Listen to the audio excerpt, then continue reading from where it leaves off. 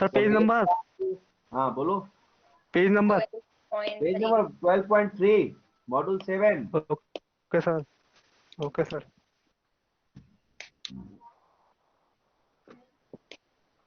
A jack screw transmission of a power is common on aircraft. It is often used as a derived from the loading and raising the flaps and stabilizers or another trims mechanism. A gear arrangement of or gearbox is used to transfer the power to the jack screw. ये Jack screw जो बात कर रहे थे अभी हम लोग structure का फ्लैप ऑलराउंड्स जो मूव होता है, तो मैंने आपको बताया वो सर्वो एक्चुएटर्स लगे रहते हैं, वो सर्वो एक्चुएटर ही इसको मूव कराता है। तो सर्वो एक्चुएटर में जो एक्चुएट होता है वो कैसा होता है, जैक स्क्रू टाइप लगा रहता है उसमें जो सर्वो होते हैं। तो वही जैक स्क्रू बिल्कुल स्क्रू के जैसे आप नॉर्मल स्क्रू देखते हैं जिसमें उसमें थ्रेड कटा रहता है, वैसे ही जैक स्क्रू में भी थ्रेड होगा। और वो जैक स्क्रू में जितना आप उसको अब बाहर अप जो बाहर निकालते हैं, जितना ज्यादा एक्सटेंड करेंगे उसके शाफ्ट को, तो उसकी स्क्रू भी क्या होती है, टर्न करती है। और जब आप इसको कॉन्ट्रैक्ट करते हैं तो उसकी स्क्रू जब टाइटनेस के रूप में जाता है अंदर की ओर, तो उससे आपका क्या होता है, कंट्रोल सरफेस मूव होता है। तो इसलिए जैक स्क्रू में जो इसका क्यों इसमें हम पढ़ते हैं कि ये फोर्स को ट्रांसमिट करता है। जैसे ही आपने कमांड किया मूव कराने के लिए कंट्रोल सरफेस को, तो ये क्या करता है, उस फोर्स को ट्रांसमिशन यानी कि जैक स्क्रू के थ्रू ट्रांसमिट करता है इसको, फ्लैप को या एलरॉन को मूव कराने के लिए। इसलिए जैक स्क्रू इस ट्रांसमिशन में आता है कि हम jack screw transmission of power is common on aircraft. It is often used as the drive for loading and raising flap. Note कीजिएगा, loading and raising flap and on stabiliser and rudder trim mechanism. Rudder trim mechanism, rudder को move कराने के लिए, rudder को आप कितना degree move करा रहे हो उसके लिए भी हम क्या करते हैं, जैक स्क्रू का यूज करते हैं। फ्लैप को अप एंड लोअर करने के लिए भी जैक का हम स्क्रू यूज करते हैं। A gear arrangement of or gearbox is used to transfer the power to jack screw। क्यों होता है गियर अरेंजमेंट? गियर अरेंजमेंट का क्यों जरूरत पड़ता है? क्योंकि विदाउट एनी गियर आप जो मोशन में आप उसको घुमाना चाहते हो, अब आपने क्या किया, सिर्फ कॉकपिट से उसको हैंडल करना है कंट्रोल्स को।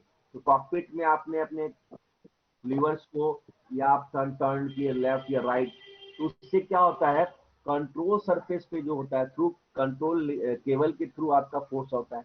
तो कंट्रोल केबल फिर कहाँ लगता है, जाकर सर्वो के ऊपर। तब जब उसमें आपका फोर्स आता है तो वहां पे उस फोर्स को ज्यादा ड्राइव मिले, इसलिए वहां पर हम गियर लगा रखे हैं। यानी गियर उसको एक सपोर्ट मिलता है कि अगर आप उसको मूव कराना है तो वो जो गियर है उसको ज्यादा ड्राइव दे, है ना। क्योंकि हम कई बार क्या करते हैं, आरपीएम को डाउन करने के लिए क्या लगाते हैं, रिडक्शन गियर बॉक्स लगाते हैं जो आरपीएम को डाउन कर देता है। तो कई जगह पे क्या करते हैं, हम आरपीएम को बढ़ाने के लिए या मूवमेंट को बढ़ाने के लिए गियर्स को बढ़ाते हैं, यानी छोटे छोटे गियर्स लगाते हैं।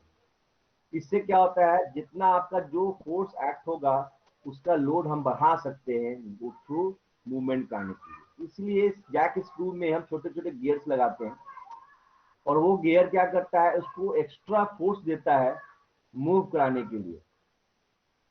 ए बॉल नट या अटैच, इसको नोट कीजिएगा, ball nut. A ball nut attach to the moving component is rotated which follow the helically ground jack screw until the component is in the selected position। जब तक flap पूरा down ना हो जाए, जितना आपने सिलेक्ट किया था, जब तक फ्लैप आपका 2 डिग्री मूव ना कर जाए, तब तक वो क्या करता है, वो वॉलनट जो अटैच किया है उस मूविंग कंपोनेंट को रोकने के लिए, स्टॉप करने के लिए, जब आपने 2 डिग्री मूव हो जाएगा तो वो स्टॉप हो जाना चाहिए। इसका मतलब क्या है, वो जो गियर मूव कर रहा था वो स्टॉप हो जाना चाहिए, इसलिए वहां पर एक बॉल नट लगा रहता है मूविंग कंपोनेंट को रोटेट जो हो रहा है उसको रोकने के लिए कि आपका जितना फाइनल पोजीशन पे पहुंचने के बाद वो क्या हो जाए, स्टॉप हो जाए। ये नहीं कि 2 डिग्री से ज्यादा मूव हो जाए। तो helically ground jack screw until the component is in the lock position या selected position, lubrication and backlash are the two primary maintenance concern with a jack screw arrangement। दो चीज है लुब्रिकेशन और बैकलेस। आपने पढ़ा था बैकलेस क्या होता है। बैकलेस होना बहुत जरूरी है, नहीं तो आप टू टाइट कर दो या टू बहुत ज्यादा स्पेस दे दो, ये भी सही नहीं है। तो लुब्रिकेशन होना जरूरी है, क्योंकि जैक स्क्रू है, स्क्रू को घूमने हैं, तो फ्री, जब तक स्क्रू को फ्री नहीं रखेंगे वो घूमेगा ही नहीं। उसके लिए हम क्या करना पड़ेगा, उसमें लुब्रिकेशन हमेशा उसके पास होना चाहिए, लुब्रिकेटेड हमेशा होते रहना चाहिए वो, जब आप मूव करते हो। इसलिए लिखा है specially lubrication and backlash are the two primary maintenance concerned with a jack screw arrangement। जब हम मेंटेनेंस करने जाते हैं जैक स्क्रू को सबसे पहले चेक किया जाता है कि उसमें लुब्रिकेशन है भी कि नहीं, उसमें जो ग्रीस है वो ग्रीस सूख तो नहीं गया, उसमें ग्रीस प्रॉपर है या नहीं लगा हुआ उस स्क्रू में, ये सबसे पहले हम चेक करते हैं। जैसे आप नॉर्मल जैक देखते हो ना, नॉर्मल जैक पे भी क्या होता है, स्क्रू होता है, उसको भी हम जैक स्क्रू ही बोलते हैं।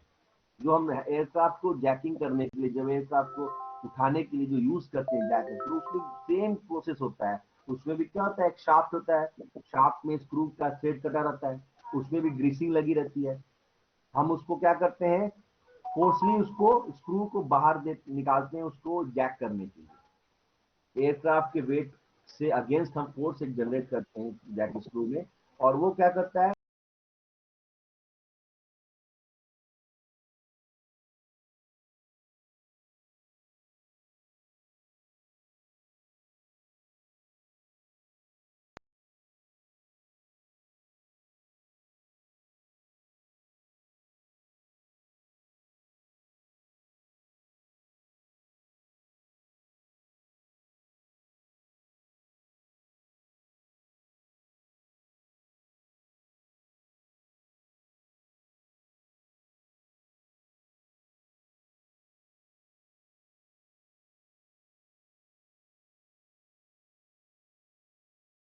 और special measuring tool is common. Jig क्या होता है, एक टूल है जिसमें हम वियर को चेक करते हैं, किसके, वॉलनट के वियर को, क्योंकि वॉलनट ही क्या है आपका स्टॉपर, वो जो सिलेक्टेड पोजीशन में गया है कि नहीं गया, उसका स्टॉप होना चाहिए, तो वॉलनट ही वहां पे लगा रहता है। वही वॉलनट क्या करता है, स्क्रू को टाइट करता है। इसलिए स्क्रू कई बार क्या होता है, जब उसमें ज्यादा आप यूज करते हो तो वॉलनट उसमें वियर होता है, फिर ड्यू टू द फ्रिक्शन। तो वॉलनट को हमेशा आपको चेक करना है किससे, जिग से, ताकि उसकी क्लियरेंस चेक करें कि आपका वो ज्यादा क्लियरेंस हो रहा है, इसका मतलब वॉलनट नया लगाना पड़ेगा आपको। तो जैक स्क्रू एक ट्रांसमिशन का ही डिवाइस है जो हम एयरक्राफ्ट में यूज करते हैं, आइदर इन द फ्लैप में या रडर में।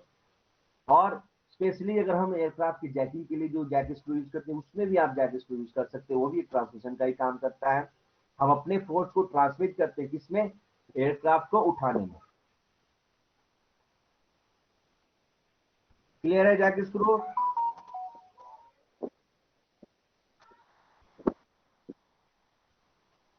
Okay, levers. अब आता है liver. Lever can be found in numerous places within an aircraft, and maintenance of these items can vary depending on their location and purpose. As a rule, lever will be used to transmit thrust from one medium to another।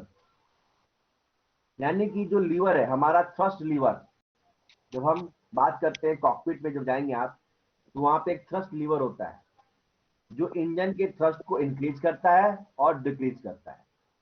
उस liver में क्या चीज लगा रहता है जो transmission में आ गया वो, क्योंकि लीवर में जब आप मूव करते हो तो लीवर के थ्रू क्या होता है, कंट्रोल केबल लगे रहते हैं, और वही कंट्रोल केबल क्या करता है, आपके एलरॉन्स को मूव कराने में मदद करता है। वो कंट्रोल केबल में फिर क्या लगा रहता है, आपका स्ट्रट्स लगा रहता है, आपके उसमें हम उसको बोल सकते हैं आप पुश पुल रॉड सिस्टम भी लगे रहते हैं उसमें, जो इन चीजों को मूव कराने में हेल्प करता है थ्रू लीवर। इसलिए लीवर को भी हम ट्रांसमिशन में जोड़ते हैं। Lever can be found in numerous place within an aircraft, and maintenance of these items can vary depending on their location and purpose. As a rule, lever will be used to transmit thrust from one medium to another. For example, a push-pull system may drive a lever that operates a service with an increase or decrease of mechanical advantage or a change of direction. जैसे मैंने आपको बताया push pull rod, control cable सिर्फ क्या किया, वो एक पूरे को लीवर्स को ऑपरेट जब किया तो कंट्रोल लेवल आपका कंट्रोल केबल भी आपका ऑपरेट हो जाएगा। कंट्रोल केबल फिर किसको ऑपरेट करता है, पुश पुल रॉड सिस्टम को करता है। पुश पुल रॉड क्या करता है, एक रॉड होता है जिसमें दो एंड होते हैं, दोनों एंड में आपका आई बॉल शेप का एंड होता है, और जिसको मूव कराना है वो पुश पुल रूट उसको फिर मूव कराएगा। कैसे कराएगा, थ्रू लीवर के मूवमेंट से।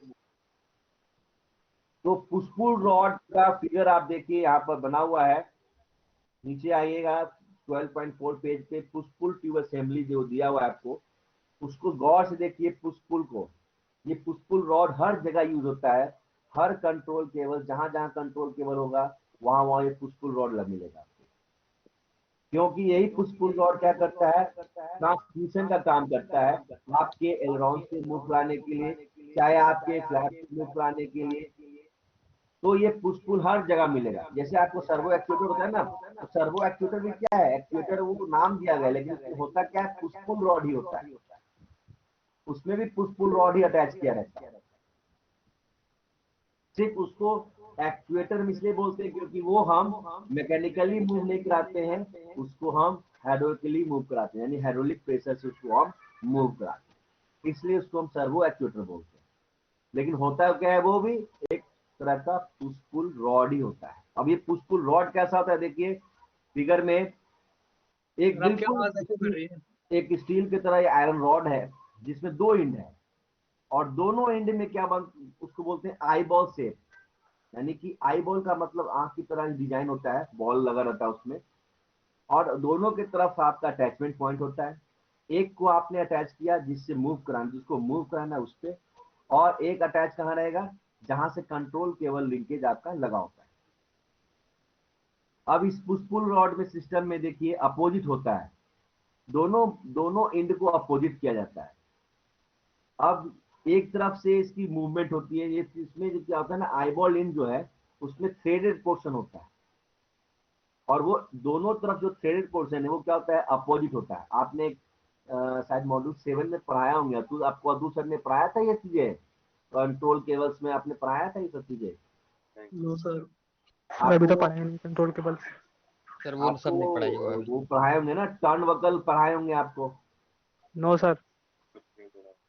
टर्न वकल भी as a push pull rod की तरह ही काम करता है। कोई नहीं, चलिए देखिए यहाँ पे, देखिए नीचे फिगर में लिखा है चेकनट, उसके उसके बाद जो है रॉड एंड, रॉड एंड के बाद थ्रेडेड पोर्शन, फिर स्टील ट्यूब एल्युमिनियम एलॉय का, उसके बाद क्लेविस बोल्ट, फिर रॉड एंड, फिर एडजस्टेबल। अब ये जितना फिगर में बताया, देखो यहाँ पे थ्रेडेड है। थ्रेडेड का मतलब क्या होता है, आप जितना उसको खींचोगे, जैसे कंट्रोल केबल को आपने खींचा तो ये थ्रेड क्या करता है, खुलता है और लगता है, खुलता है। जब आप उसको पुश करोगे तो ये अंदर की ओर जाएगा, जब आप इसको खींचोगे तो थ्रेड इसका बाहर की ओर आएगा। इसी की वजह से ये पुश पुल रॉड काम करता है, वर्क करता है हमारे किसी भी चीज को मूव कराने के लिए। इसलिए इसको हम ट्रांसमिशन में भी काउंट करते हैं कि हमें मान लो, अब जैसे रोटर हेड है, हेलीकॉप्टर में आपका रोटर हेड होता है, हेलीकॉप्टर में आपको रोटर ब्लेड्स को पिच चेंज करना है, तो पिच चेंज कैसे होगा, जब तक हम कोई फोर्स उसको नहीं देंगे पिच चेंज करने के लिए, तो वो फोर्स कहाँ से आता है, सर्वो एक्चुएटर से आता है। और वो सर्वो कैसा होता है, यही पुश पुल रॉड सिस्टम होता है उसमें भी। यानी कि हम कमांड क्या करते हैं, वहां से कंट्रोल से, कॉकपिट से कमांड दिया, वो कमांड सर्वो एक्चुएटर के पास आएगा, और सर्वो एक्चुएटर फिर क्या करता है, उसको मूव कराता है, यानी थ्रू पुश पुल रूट उसको मूव कराएगा। तो वही सेम पुश पुल रूट होता है, थ्रेडेड पोर्शन होता है, उसमें जितना आपका थ्रेड वो ओपन ओपन होगा, इसका मतलब आपने क्या किया है, उसको फोर्स किया अप करने के लिए। जितना आपका थ्रेड अंदर जाएगा, इसका मतलब क्या हुआ, आपने उसको फोर्स किया अपने तरफ खींचने के लिए, यानी डाउन होने के लिए। ये है हमारा पुश पुल रिस्ट सिस्टम, जिसको एज ए लीवर में हम यूज कर रहे हैं। लीवर के थ्रू अब इसको बीच में जो मीडियम है, कौन दोनों को कनेक्ट करता है, लीवर को और पुश पुल रॉड को कौन कनेक्ट कर रहा है, कंट्रोल केबल उसको कनेक्ट करता है।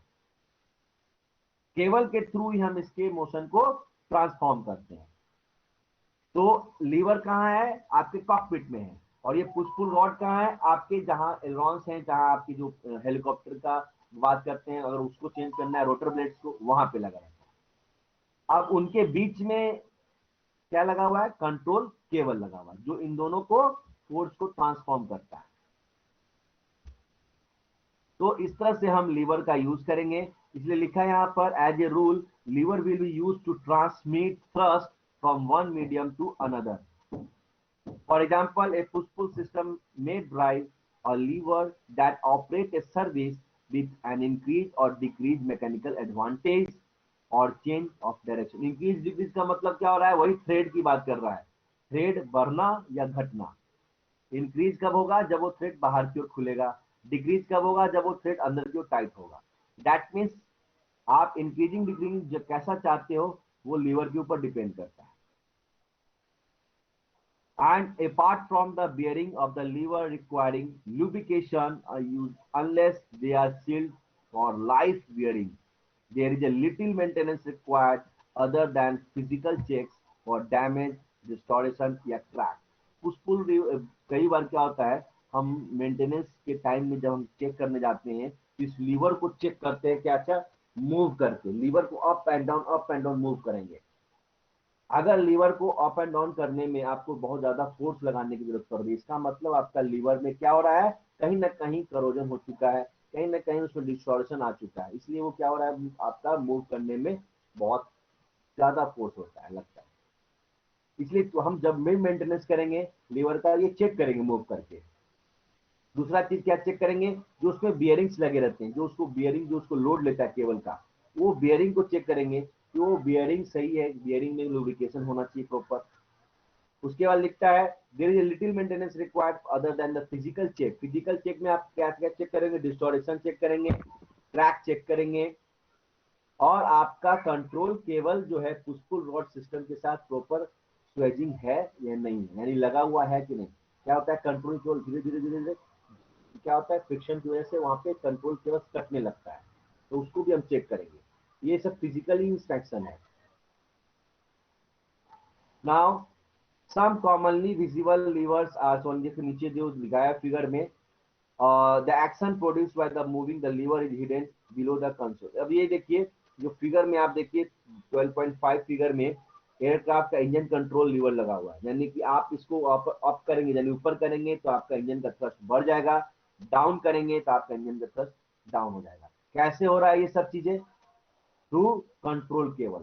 कंट्रोल केबल फिर किसको मूव करा रहा है, पुश पुल सिस्टम को, और पुश पुल सिस्टम फिर क्या करता है, वहां पर फाइनल आपका मूवमेंट दिखाता है किस चीज का। अगर आप बात करते हैं थ्रस्ट की, मान लो थ्रस्ट लीवर की बात करते हैं, तो इंजन की थ्रस्ट बढ़ने का मतलब क्या होता है, फ्यूल बढ़ाना। इंजन में फ्यूल बढ़ाना पड़ेगा अगर आपको थ्रस्ट बढ़ाना है तो फ्यूल कैसे बढ़ेगा भाई, तो फ्यूल बढ़ाने के लिए आपको क्या करना पड़ेगा, इस लिंकेज से फ्यूल के सिस्टम को हम ऑपरेट करेंगे। यानी कि फ्यूल के सिस्टम को ऑपरेट करने का मतलब फ्यूल को बढ़ाने के लिए हमें क्या करना पड़ता है, मीटरिंग वॉल्व को ज्यादा खोलना पड़ेगा। मीटरिंग वॉल्व एक होता है सिस्टम, वो आप लोग इंजन में पढ़ेंगे। मीटरिंग वॉल्व का मतलब होता है जहां से फ्यूल को हम बढ़ा सकते हैं, घटा सकते हैं। तो ये मीटरिंग वॉल्व ऑरिफिस को बढ़ाता है, घटाता है, कैसे, लीवर के थ्रू। ये सब एक दूसरे से लिंक्ड है, कंट्रोलिंग है। आपको कुछ नहीं करना, आपको सिर्फ अपने कॉकपिट पे क्या ध्यान देना है कि मुझे कितना थ्रस्ट लीवर ऑपरेट करना है, और वहां कितना ऑपरेट हुआ ये कैसे पता चलेगा, इसको बोलते हैं फीडबैक सिस्टम। और ये फीडबैक सिस्टम ही आपको कॉकपिट में बताएगा कि आपने जितना डिग्री मूव किया था उतना डिग्री वो मूव हो चुका है, वो फीडबैक भी आएगा आपके पास। अगर आपके पास फीडबैक नहीं आ रहा है, कुछ प्रॉब्लम हो गई, इसका मतलब आपका वो खराब हो गया सिस्टम, जो आपने पुश पुल सिस्टम वहां लगा रखा है उसका जो फीडबैक सिस्टम है वो खराब है।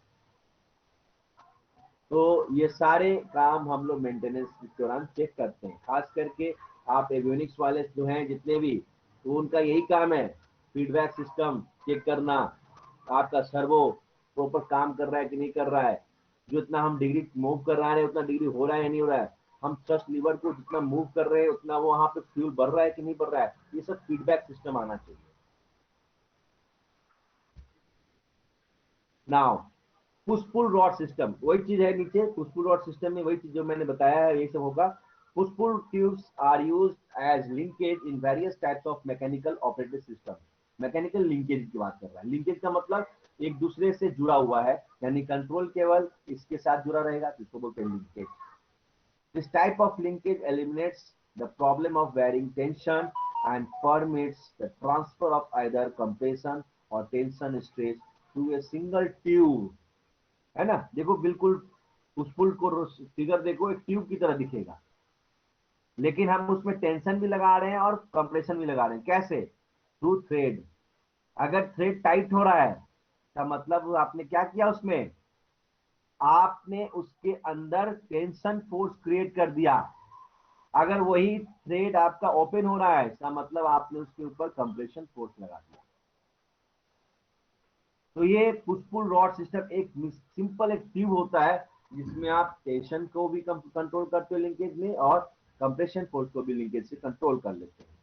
Now a push pull tube assembly consists of a hollow aluminum alloy or steel tube with an adjustable end fitting and a check nut. Very important line, check nut. यही check नट decide करेगा कि आपका कितना movement करना है control cable को, यही check नट। अगर आप ज्यादा चेक नट को लूज करके रखोगे, इसका मतलब क्या है, आपकी थ्रेड ज्यादा अप एंड डाउन होगी। अगर आप चेक नट को टाइट रखोगे, इसका मतलब आपकी थ्रेड ज्यादा मूव नहीं करेगी। तो चेक नट पे डिसाइड करता है ये सब कुछ। A push-pull tube assembly consists of a hollow aluminum alloy steel tube with adjustable end fitting and a check nut at the either end. इसमें क्वेश्चन यही आता है, चेक नट का फंक्शन, दूसरा आई एंड क्या क्या काम क्या होता है। द चेक नट सेक्वेयर, देखो यही इंपॉर्टेंट लाइन है, the check nut secure the end fitting after the tube assembly has been adjusted to its correct length. Correct length को एडजस्ट करने में हेल्प करता है कौन? Check nut. Push pull tubes are generally made in short length to prevent vibration and bending under compression load. इसको बहुत VVIP line है ये, इसको नोट कर लो। Push pull tubes are generally made in short length to prevent, ये बहुत question पूछता है इससे, to prevent vibration and bending under compression load. अभी मैं बताता हूं क्यों। जब कंप्रेशन लोड पड़ेगा तो पुश पुल ट्यूब को क्या करता है, ये दबाने की कोशिश करेगा। तो जब ये दबता है तो आपका ये जितना बड़ा रखोगे ट्यूब को, बहुत बड़ा आपने रखा ट्यूब को, तो क्या करेगा, कंप्रेशन लोड ओवर हो जाएगा, इसके थ्रेड को वो ब्रेक कर देगा।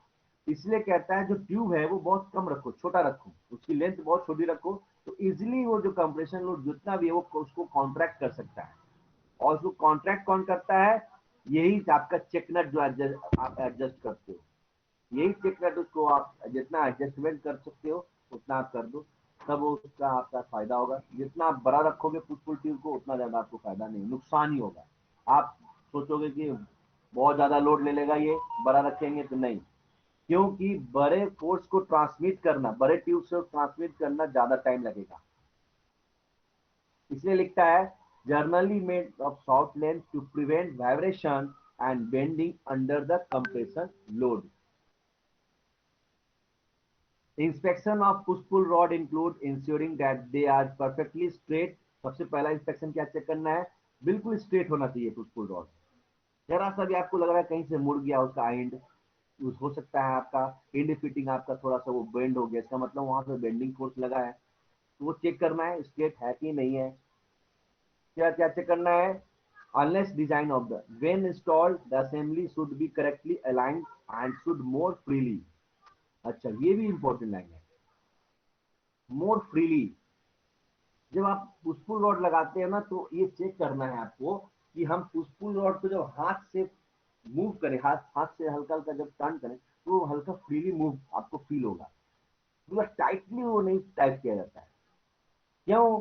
क्योंकि जब लोड एक्ट होगा उसके ऊपर, पुश पुल रॉड जब उसको ट्रांसफर करता है अपने मोशन को, तो अगर आप टाइट रखोगे तो नीचे से जो फोर्स ट्रांसमिट करके ऊपर तक पहुंचाना था उसको क्या होगा, वो नहीं हो पाएगा, बीच में ही ब्रेक हो जाता है। तो हल्का लूजनेस रखने से क्या होता है, लोड ज्यादा नहीं पड़ेगा पुश पुल रॉड के पास, और आई एंड जो आपका एंड फिटिंग है वो जल्दी क्रैक नहीं होगा। इसलिए हल्का सा लूज रखते हैं। आप अपने हाथ से फील कर लोगे कि ये थोड़ा सा लूज है, तो उसको चेक करने का ये मेंटेनेंस टास्क है। अपने पुश पुल रॉड को या सस्पेंशन बार्स को आप चेक करो घुमाकर, वो इजिली थोड़ा सा तो घूम रहा है कि नहीं घूम रहा है। अगर नहीं घूम रहा है, टाइटली है, इसका मतलब क्या हो गया, वो कहीं ना कहीं से चॉक हो गया, यानी कहीं ना कहीं से उसको कोई उसमें करोजन लग गया हो जिसमें से वो मूवमेंट नहीं हो रहा हो, कहीं उसमें कोई डस्ट वगैरह नहीं फंस गया उसके आई फिटिंग के पास। इसलिए क्लीन करना, लुब्रिकेशन करना बहुत जरूरी होता है। Now should be correctly aligned and should move freely. The spherical rod end bushing are either shield or are fitting with a fitting or a lubricator. आ गया वही पॉइंट, आपको सील को चेक करना है कि इसमें कोई डस्ट वगैरह तो नहीं हो गया, आपको लुब्रिकेशन वगैरह वहां पे हमेशा ग्रीसिंग करते रहना है। Now the bolt or pin installed through the rod end should be good condition and safe tight properly. The bolts through which the rod end bolts connect the rod to an assembly must also be inspected. अब ये pin की बात कर रहा है, तो rod and जो है ना, ये एंड फिटिंग देखो जहाँ पे रॉड एंड है, एंड फिटिंग जो है उसमें ही तो आपको अटैच करना है अपने, जिसको आपको मूव कराना है, जिसको आपको मूव कराना है उसका एक एंड फिटिंग इसमें आप अटैच करोगे। तो अटैच करने कैसे, क्या तरीका है, या तो इसमें आप यूज करो पिन, नट बोल्ट कभी नहीं लगता है, ध्यान से सुनिएगा। नट बोल्ट कई लोग इसमें लगाने की कोशिश करेंगे तो आप फेल हो जाएंगे, इसमें हर हमेशा पिन लगता है। नट बोल्ट में क्या होता है, एक प्रॉपर टॉर्क देना पड़ेगा, और ये कहता है कि नहीं मुझे टाइट नहीं करिए, आप हल्का फ्री रखना है, तो उसके लिए पिन लगाइएगा तो बहुत इजीली आपका वर्क करता है, इसलिए रॉड पिन लगता है इसमें। और जब आपको मेंटेनेंस करना हो, ये रॉड पिन को बाहर निकालो, बहुत इजीली निकल जाएगा, आप चेक कर लो अपने रॉड एंड को, उसका आई बॉल को चेक कर लो, इसीलिए यहाँ पर पिन लगाया जाता है। The bolt or a pin installed through the rod end should be good in condition and safe tight properly. The bores through which the rod end bolt connect the rod to an assembly must also be inspected. The bolt may have to be removed for inspection. Rod end do fail and should be inspected frequently and replaced when recommended. अगर पूरा का पूरा वहां पर आपके जो crack आ गए होंगे, अगर रॉड एंड में क्रैक आ गया तो मतलब पूरा का पूरा पुश पुल ट्यूब आपको चेंज करना पड़ेगा, इसलिए लिखा है replace when recommended. This is particularly important since push pull tube assembly are often used in flight controls and landing gear. Note कीजिए, इसको भी बहुत इंपॉर्टेंट लाइन बता रहा हूं। This is particularly important since push-pull tube assembly are often used in flight controls and landing gear. इन दो जगह पे सबसे ज्यादा यूज किया जाता है push-pull rod system। There should be smooth movement in the push-pull rod assembly, free from binding। मैं आपको बार बार कह रहा हूँ, ये फ्री होना बहुत जरूरी है। There should be a smooth movement in push-pull rod assembly, free from binding. Anything else should be prompt further inspection। हम हमेशा पुश पुल सिस्टम को ये चेक करते रहेंगे कि हल्का फ्रीली हो, पूरा पूरा टाइट नहीं होना चाहिए। यानी किसके साथ टाइट नहीं होना चाहिए, जब आप पुश पुल रॉड सिस्टम को लगाते हो, जिस सिस्टम को ऑपरेट करना है, जैसे लैंडिंग गियर में बात कर रहा है, जैसे आपका कंट्रोल फ्लाइट कंट्रोल की बात कर रहा है, तो फ्लाइट कंट्रोल में जब हम इसको अटैच करेंगे तो वो पुश पुल रॉड पूरा टाइट नहीं होना चाहिए, आप जब हाथ हिलाओ तो थोड़ा बहुत मूव होना चाहिए, तभी तो ये थ्रेड मूव होगा।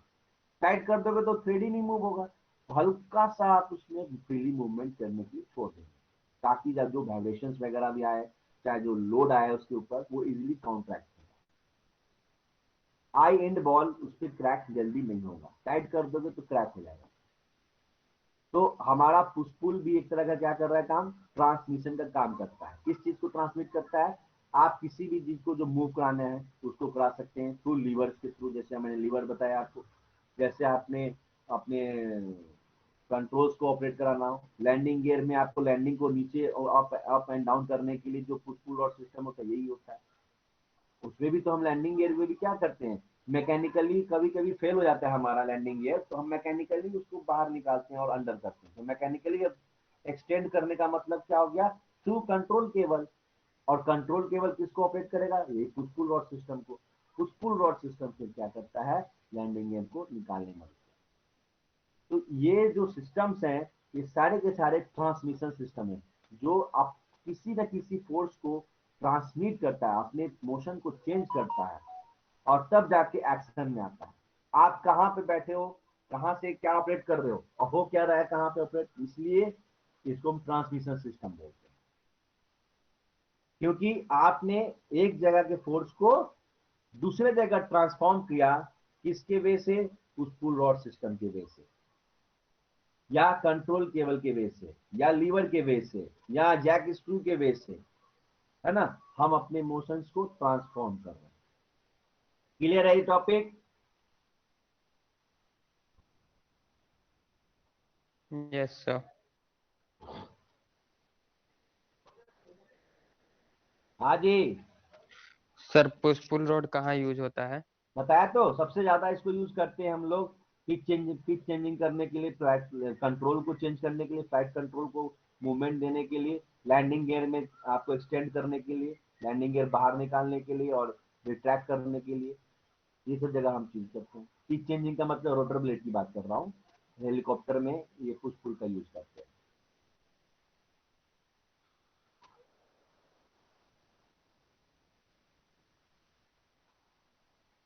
हमें मॉड्यूल 7 आप लोग, हमें तो लगा आप लोग पढ़ रखे हो गए ये टर्न बकल वगैरह, वो वही चीज है ये सब चीज, तो इजीली समझ में आ जाता है।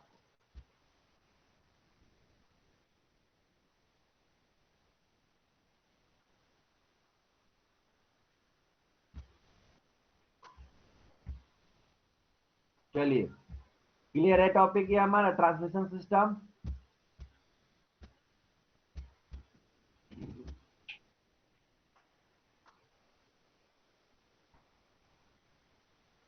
हाँ, कोई बोल नहीं रहा है, सब कहाँ चला गया? Yes sir.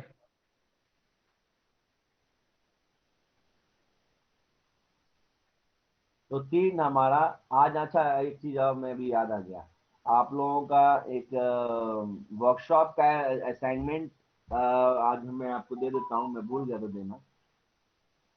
ये जो वर्कशॉप का पहला असाइनमेंट है, जो रिवेटिंग, जो मैंने आपको बताया रिवेटिंग से, उससे आप लोगों का असाइनमेंट है, वो मैं अभी शेयर कर दूंगा, वो आप लोग बनाकर जमा कर दीजिए। तो लास्ट डेट कब तक होगी जमा करने की? वो हम बता देंगे ये तो, 3 दिन रखेंगे, ओके 3 दिन के बाद फिर हम आपको देंगे। दूसरा असाइनमेंट जो अमान सर को मैं बता दूंगा, वो दे देंगे। Okay sir.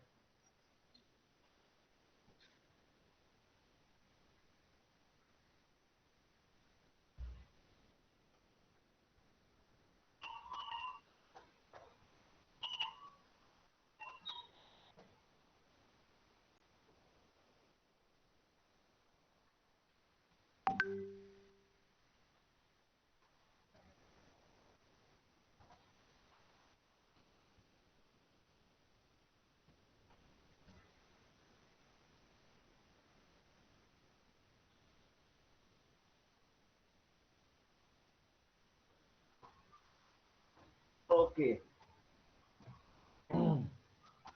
किसी को डाउट है तो पूछ लो। ट्रांसमिशन सिस्टम, गियर्स या लीवर, हाँ, पिनियन या पुल्ली, चैन, तो चेकमेट का कहाँ यूज करते हैं? हाँ, चेकमेट कहाँ यूज किया जाता है? टेकनट, यस सर। रूमा टेकनट पूछ रही है क्या? Yes yes sir. टेकनट जैसे पुशपुल, मैंने अभी बताया ना, पुशपुल रॉड सिस्टम में हम टेकनट डालते हैं। टेकनट डालने का मतलब क्या होता है, उसका चेक, नाम ही है चेक करना, कितना आपको यूज करना है थ्रेड, उतना ही चेकनेट को आपको टाइट करना है।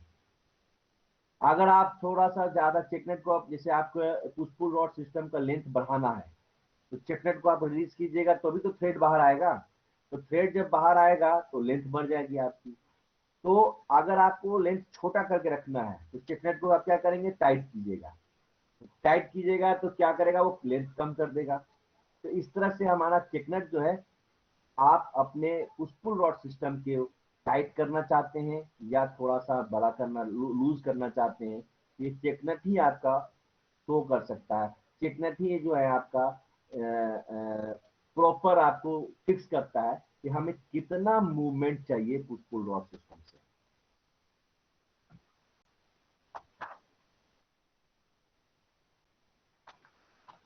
क्लियर है चेक नट? वैसे जैसे मैंने बताया ना, जैक स्क्रू में क्या होता है, जैक स्क्रू में चेक नट होता है, वॉलनट होता है उसमें वॉलनट होता है, इसमें चेक नट होता है।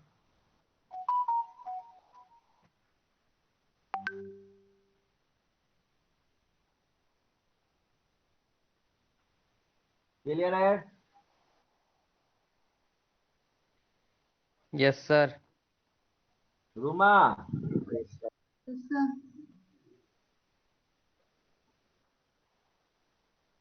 और किसी को?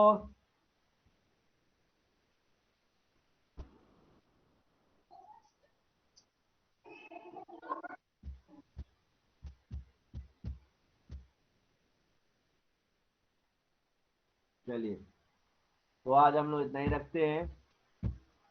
नेक्स्ट जो आपका टॉपिक है, स्प्रिंग्स हो गए, बियरिंग्स हो गया, कंट्रोल केबल्स, ये सब अब अच्छा कुछ ऐसे टॉपिक्स हैं जो हम इसमें अमान सर वो शायद नहीं पढ़ा पाएंगे। इसमें आपको मैं बता देता हूँ, बहुत सारे ऐसे टॉपिक्स होंगे जो वो नहीं कर सकते, तो फिर हम लोग पढ़ाएंगे, हम ही पढ़ाएंगे उसको। सर फिर आप ही क्यों नहीं पढ़ाते? जैसे बहुत सारे टॉपिक बता देता हूँ, जैसे आपका आ जाता है ग्राउंड हैंडलिंग से संबंधित वर्किंग मैकेनिज्म आता है आपको। फिर आपका जैसे मेटलर्जी वगैरह हो गया, वो तो चलो हम आंसर भी पढ़ा सकते हैं। वेल्डिंग आप लोगों को पढ़ना नहीं है। वेल्डिंग आप लोगों को पढ़ाया था तो सर शुरू वाले क्लास में? No sir. No sir. I think welding जो है आप लोगों का वो हट गया था।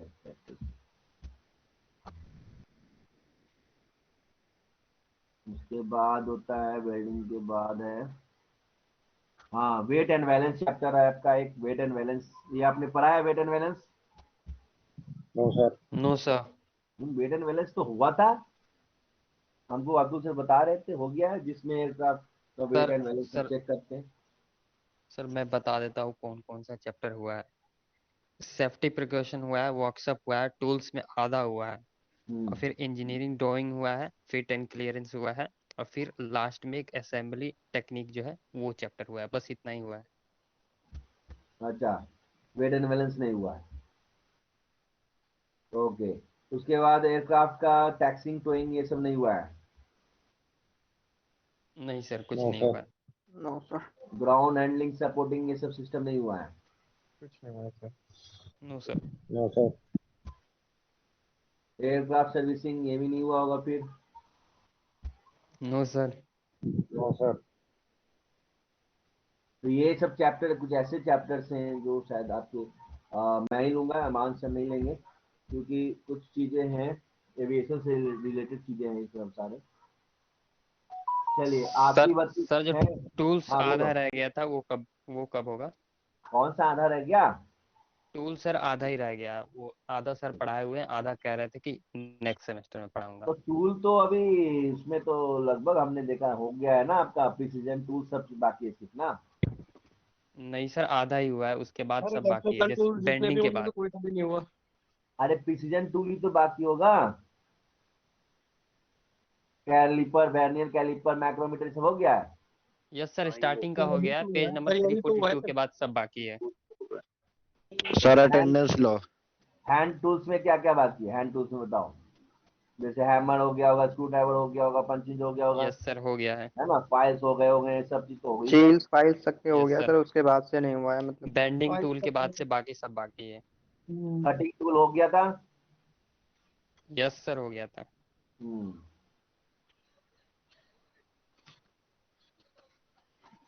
चलो कोई नहीं, पहले हम लोग इसको कवर करेंगे, फिर जो बचा हुआ रहेगा ना पोर्शन तब वो कवर होगा, क्योंकि ये बहुत इसमें चैप्टर्स में आगे आपको पढ़ना है। ओके, चलिए आगे हम लोग बढ़ते हैं, आप ये अटेंडेंस लगाते हैं। आकिब है? आकिब नहीं है? Sir present sir. Aqib, yes sir.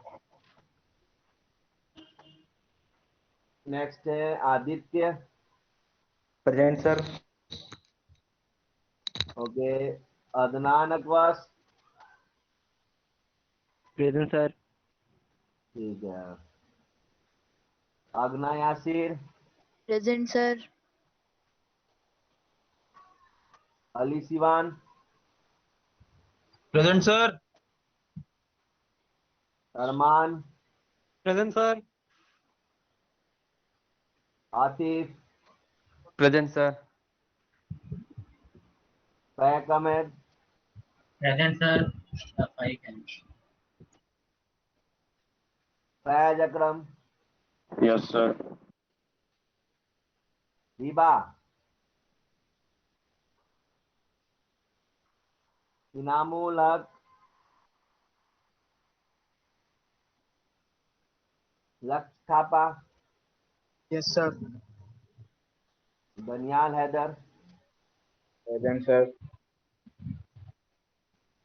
Mohammad Zayed, मिदातुल्लाह,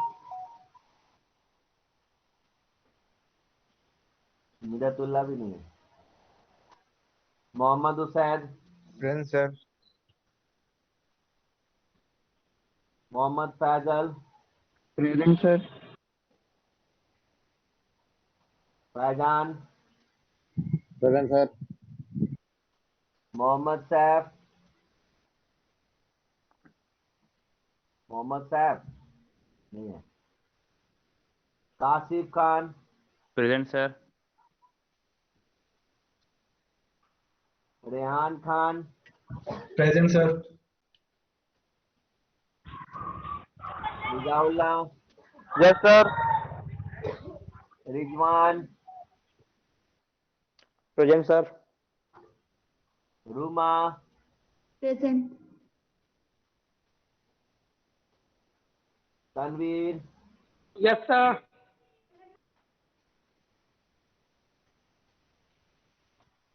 Ali रजा,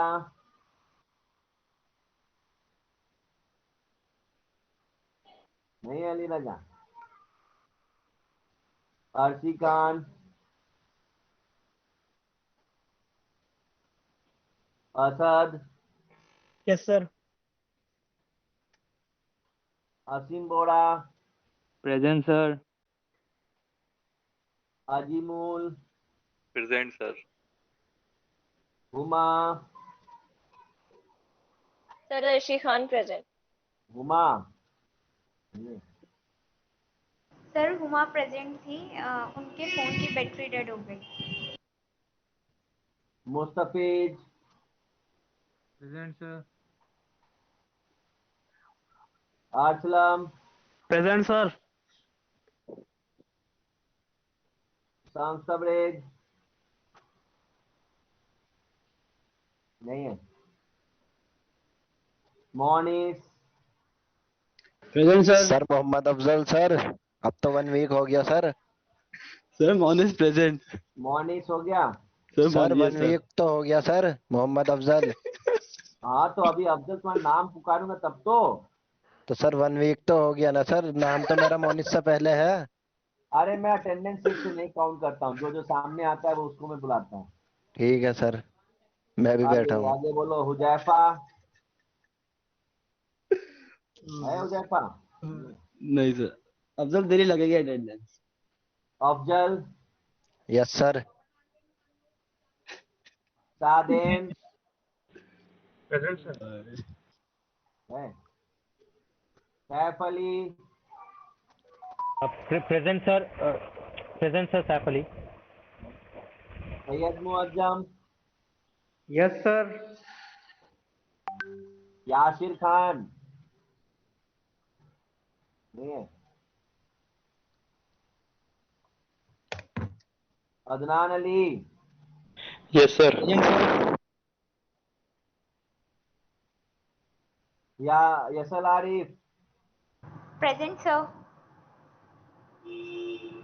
चलो और कोई, सर अर्शी खान की अटेंडेंस मार्क कर दीजिए। और कोई, सर हुमा की भी मार्क कर दीजिए प्लीज। और sir Adnan Ali is present. हाँ वो तो अदनान अली मैकेनिकल। हो गया हो गया। अदनान अली एवियोनिक्स। अच्छा एवियोनिक्स, एवियोनिक्स में नहीं हुआ। Yes sir. Adnan Ali avionics. अच्छा हाँ। और चलो सर मेरी कल की नहीं लगी थी कल की कौन सी? Sir attendance. सर ये कल की लगवा रहा है 18-19 की। कल की मतलब 17 की भाई, ऐसे बंदे जो। ओके अभी हम लोग एक शेयर करेंगे असाइनमेंट वर्कशॉप का, और एयरक्राफ्ट स्ट्रक्चर का भी एक असाइनमेंट हम लोग शेयर करेंगे कल। सर ग्रुप में कर दीजिएगा। हाँ टाइम कितना है? सर ग्रुप में भेज दीजिएगा। सर अभी तो गांठ फटी पड़ी है। 2-3 हो रहे हैं अभी रुक जाओ सर।